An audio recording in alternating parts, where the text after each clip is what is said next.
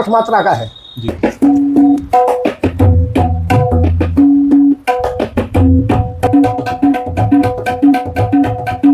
इसको खूबसूरत। लावनी बोलते हैं।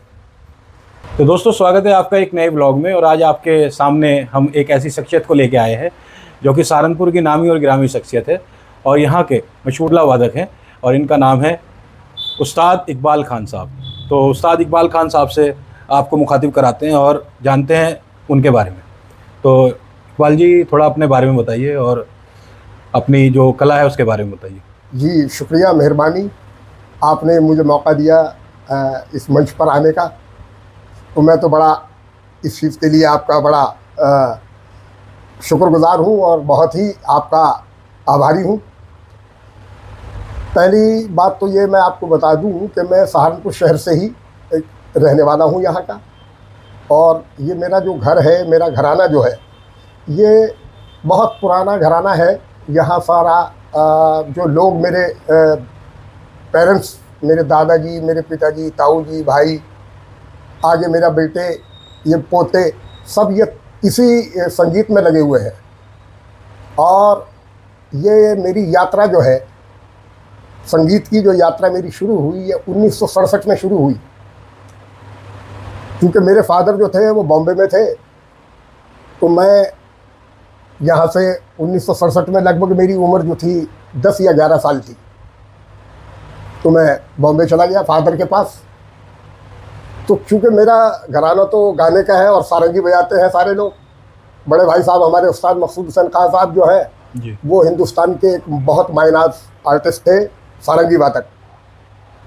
लेकिन मुझे गाना तो घर से मिला, तो हमारे परिवार में ही गाना है, सारंगी है। लेकिन मुझे शौक़ बचपन से तबले का था। तो पिताजी ने मुझे वहाँ बॉम्बे में पूछा कि भाई अब तुम यहाँ आ गए तो बताओ अब तुम क्या करना चाहते हो। तो मैंने उनसे कहा जी मुझे तो तबले का शौक़ है और मुझे आप तबला सिखवाइए। तो वो कहने लगे कि ठीक है भाई, हम तबला सिखवा देते हैं आपको। तो उस ज़माने में बॉम्बे के अंदर उस्ताद अमीर हुसैन खान साहब, पूरब घराना, वो बहुत बड़े उस्ताद थे। तो हमारे पिताजी ने उनसे कहा जाके कि भाई जो खान साहब जो है ये बच्चा आपके हवाले कर रहे हैं हम। तो वो कहने लगे कि भाई कोई बात नहीं, इसको आप यहाँ हमारे पास भेजना शुरू कर दो और मैं शुरू कर दूँगा इसको सिखाना। तो पहले मेरी उस्तादी शागिर्दी हुई, उन्होंने मेरे गंडा बांधा और उन्होंने मुझे फिर शुरू करा दिया। और शुरू होने के बाद में मैं थोड़ा थोड़ा बजाने लगा, क्योंकि वो बहुत बड़े उस्ताद थे, बहुत बड़े नामी लोग थे। उसके बाद में लेकिन इत्तेफाक ऐसा हुआ कि 1 साल के अंदर ही उनकी डेथ हो गई, क्योंकि वो काफ़ी एजड थे, लगभग 80 साल की उम्र थी उनकी। तो फिर पिताजी कहने लगे मेरे से कि भाई अब तो मैं तुम्हें उस्ताद इनाम अली खान साहब से सिखवाऊंगा, क्योंकि उनकी शुरू से यही इच्छा थी कि मैं उस्ताद इनाम अली खान साहब से सीखूं। क्योंकि दिल्ली घराना जो है तबले का, वो उत्तम घराना है। उन्हीं के यहाँ से इसकी तबले की जो बिगनिंग है, शुरुआत है, वो दिल्ली से ही हुई। चूँकि इस यंत्र को जो है हज़रत अमीर खुसरो ने बनाया। अमीर खुसरो जी, हज़रत अमीर खुसरो जो है वो दिल्ली में हज़रत निज़ामुद्दीन औलिया की जो दरगाह है जी, वो हज़रत निज़ामुद्दीन औलिया के शिष्य थे। और बड़ा प्यार था आपका अपने गुरु से, अपने पीर से। तो उन्होंने एक्सपेरिमेंट किया। पहले मृदंग था, तो मृदंग की आवाज़ जो है वो ज़रा थोड़ी खुली हुई होती है। अच्छा। हाँ, वो थोड़ा धुरपद वगैरह के साथ में उसको बजाया जाता है। एक गायकी धुरपद की है जो बहुत पुरानी गायकी है। आज के इस दौर में तो धुरपद को लोग ज़्यादा पसंद नहीं करते, क्योंकि आजकल ख्याल गायकी है। तो बड़ा ख्याल गाते हैं, छोटा ख्याल गाते हैं। उस ज़माने में धुरपद का चलन था ज़्यादा, तो वो मृदंग बजता था। तो उन्होंने मृदंग को काट के 2 टुकड़े किए, और 2 टुकड़े करने के बाद में फिर उन्होंने ये एक्सपेरिमेंट किया कि भाई इसकी टोन में अब क्या फ़र्क आता है। तो वाकई में वो फ़र्क उनको महसूस हुआ कि भाई वो तो ढम ढम ढम की ऐसे आवाज़ आती है, और ये तो बड़ी, इसकी तो आवाज़ में बड़ी मेलोडी है और बड़ी मिठास है। तो ये फिर तबला शुरू, अमीर खुसरो जी ने बनाया, हाँ उन्होंने, उनकी इजाद है। उनकी ईजाद है ये। और भी उन्होंने कई चीज़ें ईजाद की, सितार भी उनकी ईजाद है। और कव्वाली के अंदर जो ये सूफी कलाम जो है वो भी हज़रत अमीर खुसरो ने, और क्लासिकल गाने में तिरविट और तराना ये भी हज़रत अमीर खुसरो की ही ईजाद है। तो इकबाल जी थोड़ा मुझे ये बताइए कि इस कला में जब आए आप, तो आपको क्या महसूस दिया? जैसे आमतौर पे जो छोटे बच्चे होते हैं, जब अपना पढ़ाई लिखाई करते हैं, आपने ये कला सीखी, तबला वादन सीखा, क्या अपनी लाइफ में क्या चेंजेस लगे इसमें? बस मैं आपको क्या बताऊं कि जब मैंने ये शुरुआत की, और जब मैं, क्योंकि बचपन से मुझे इसी चीज़ का शौक़ था, तो जब कोई शौक़ वाली चीज़ इंसान को मिल जाती है तो आप उसका खुशी का आलम देखिए।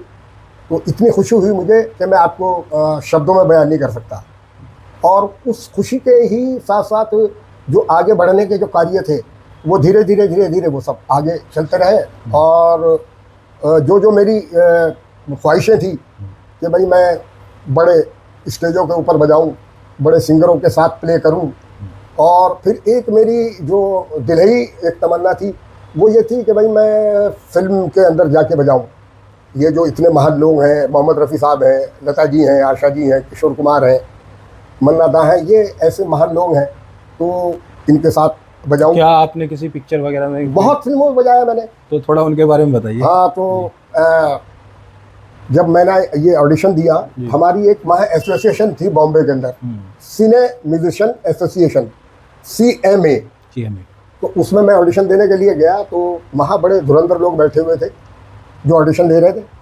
तो उन्होंने मेरे से कुछ सवाल किए, तो कहा कि भाई हमें आप कहरवा बजा के दिखाओ। तो मैंने कहरवा बजाया, तो कहने लगे कि भाई ये मध्य लय है या धुरत। मैंने कहा साहब अभी तो पहले मैंने मध्य लय का शुरू किया है। तो वो समझ गए बात को, कहने लगे कि भाई ये तो कोई खिलाड़ी आदमी है। और फिर कहने लगे कि अच्छा दादरा सुनाओ। तो मैंने दादरा सुनाया। अच्छा लावनी सुनाओ।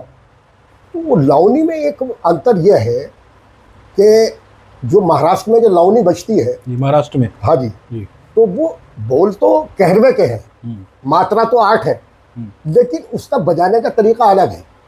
कुछ उसके बारे में थोड़ा? हाँ, तो मैं वही आपको बता रहा हूँ कि जैसे कहरवा है, ये कहरवा बज रहा है।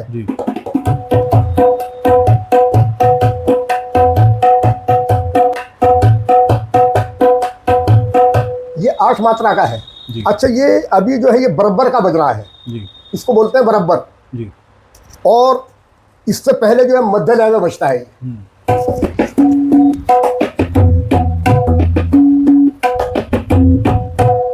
है वही है, लेकिन मध्य लय में है ये कहरवा ये। और फिर इसकी जब हम 3 गुण करते हैं तो 3 गुण में थोड़ा चेंज हो जाता है।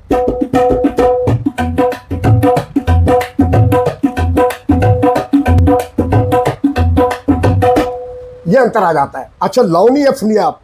तो अभी जो मैंने आपको बजा के दिखाया ये कहरवा है, यह है, लेकिन ये वो उसके जो बोल है वो थोड़ा अलग है। वो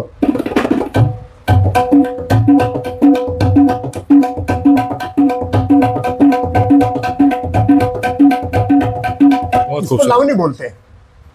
अब इसमें बहुत सारी चीज़ें आती हैं, जो इसमें पिकअप वगैरह आते हैं, ब्रेक आते हैं, लेकिन वो समझ गए ये कि भाई ये तो समझदार आदमी है। और वो कहने लगा ठीक है बेटा, ओके। पिक्चरों के बारे में बता रहे हैं। हाँ, तो वो कौन कौन सी पिक्चर हैं? ये मैं आपको बहुत संक्षेप में बताना चाह रहा हूँ कि वहाँ बड़े बड़े दिग्गज लोग थे। तो ऑडिशन पास हो गया, क्लास मिल गई हमें, लेकिन काम नहीं मिलता था। रोजाना स्टूडियो के चक्कर लगाते थे। बहुत ज़्यादा स्ट्रगल होती है, हर बहुत समय भी थी। हाँ जी, जाहिर सी बात है। तो कभी फेमस में, कभी फिल्म सेंटर में, कभी महबूब में, कभी बॉम्बे लैब में, तो ऐसे चक्कर लगाता था, मिलता था लोगों से मैं। फिल्म इंडस्ट्री जो होती है, स्टूडियो वगैरह, जो स्टूडियो में जो म्यूजिशियन होते थे, डायरेक्टर होते थे, उनसे मिलता था मैं। और उस जमाने में क्या था कि मैसेंजर होते थे जो मैसेज देते थे, तो उन मैसेंजरों को बड़ा पैसा खिलाया हमने। अच्छा। वो इसलिए कि भाई मुंह खाए आंख ले जाए, ऑडिशन मिल जाए, नंबर आ जाए आपको। नंबर आ जाए, ये हमें रिकॉर्डिंग के लिए कह दे कि भाई कल फला स्टूडियो में आ जाना भाई वहाँ। हाँ लेकिन वो हुआ नहीं, हाँ क्योंकि वहाँ तो बड़े बड़े लोग बैठे हुए थे, तो वो नए आदमी को तो क्योंकि जो मंडी में बिक रहा है ना, हाँ उसको लोग कैश करने की कोशिश करते हैं। हाँ हाँ हाँ हाँ, इसका पहले गुमनाम नाम है। आदमी के लिए बड़ी मुश्किल है, जी। वो जल्दी से सक्सेस नहीं हो पाता। जी जी। लेकिन ऊपर वाले का जब कर्म होता है, वो एक मेरे दोस्त थे नरेंद्र कुमार काका, वो सक्सेसफुल बजाते थे, ओके। बहुत बढ़िया बजाते थे। वो मोहम्मद रफ़ी साहब के साथ में परमानेंट बजाया करता था बाहर शो में, और रिकॉर्डिंग में भी बजाता था वो। ये क्या नाम बताया आपने? नरेंद्र कुमार काका, अच्छा जी। वो यहाँ होशियारपुर के रहने वाले थे, पंजाब के। पंजाब के। तो उनके यहाँ भी बड़ी दोस्ती थी। तो एक दिन मैं उसके पास गया हुआ था, वो अंधेरी में रहता था। जी। तो मुझसे कहने लगा कि यार कहाँ जा रहा भाई तू अब? मैंने कहा यार मैं तो मुंबई जाऊँगा, घर जाऊँगा। मैंने कहा चल यार, महबूब स्टूडियो में रिकॉर्डिंग है मेरी, और चल उधर से रिकॉर्डिंग सुन के और चला जाइए। तो मैंने कहा ठीक है। वो उसकी गाड़ी थी, फ्लैट गाड़ी थी उसके पास, उसमें बैठा मैं, वो दोनों हम आ गए वहाँ। तो इत्तेफाक देखिए कि गाना जो था, राजेश रोशन म्यूजिक डायरेक्टर है ना, उसका गाना था, उसमें आशा जी और रफ़ी साहब गा रहे थे। जी। तो वो वेस्टर्न गाना था वो, लेकिन ऑन द स्पॉट उसने अपने अरेंजर से कहा कि यार ये थोड़ा मुझे अलग सा लग रहा है, ऐसा है कि इसके अंतरे में मुझे थोड़ा जो है इंडियन इंस्ट्रूमेंट चाहिए और तबला चाहिए उसमें। तो वो जो उसका असिस्टेंट था अरेंजर, वो कहने लगा कि राजू जी अब तो रफ़ी साहब आ चुके, आशा जी आ गई, और यहाँ तो आज तो ये वेस्टर्न गाना था, तो रिदम तो मिलेगा नहीं। तो काका भी वही था, वो भी बजा रहा था उसमें। तो उसने सुनी बात, तो वो उसको पूछने लगा, अरे क्या हुआ? कहता यार ये राजू भी अजीब आदमी है, बताओ यार, ऑन द स्पॉट कह रहा है कि भाई इसमें तबला चाहिए, तो अभी तबले वाला कहाँ से लाए? तो वो उसने कहा अरे तबले वाला है अपने पास यार। संयोग बन गया। हाँ देखो आप। जी। तो गोडाउन से गोडाउन में वहाँ सब इंस्ट्रूमेंट रहते, जी। मंगवा लिया वो तबला, वो तबला वाला मिला के, और वो पार्ट मुझे जो था, जो म्यूजिक अरेंजर था, उसने मुझे समझा दिया कि ऐसे बजाओ। तो मैं कहती ठीक है। तो अंदर राजू बैठा हुआ था कंट्रोल पे। तो वो राजू ने कहा कि हाँ तबले पे आ गए कोई? कि हाँ जी आ गया। क्या बोलो उनको, सुनाओ। तो मैंने बजाया। तो कहने लगा कि अच्छा थोड़ा इनकी चाटी जो है वो कम आ रही है, ये चाटी बोलते हैं इसे। ये चाटी के हमारे क्या बोलते हैं? चाटी। चाटी अच्छा। चाटी, वैसे तो ये अगल बोलते हैं इसे, लेकिन चाटी भी बोलते हैं। जी। तो वो आया और उसने थोड़ा सा माइक के करीब किया, तो उसने कहा हाँ आप सुनाओ। तो मैंने सुनाया फिर। तो कहा ओके ओके ओके, बस बस बस यही चाहिए। क्या क्या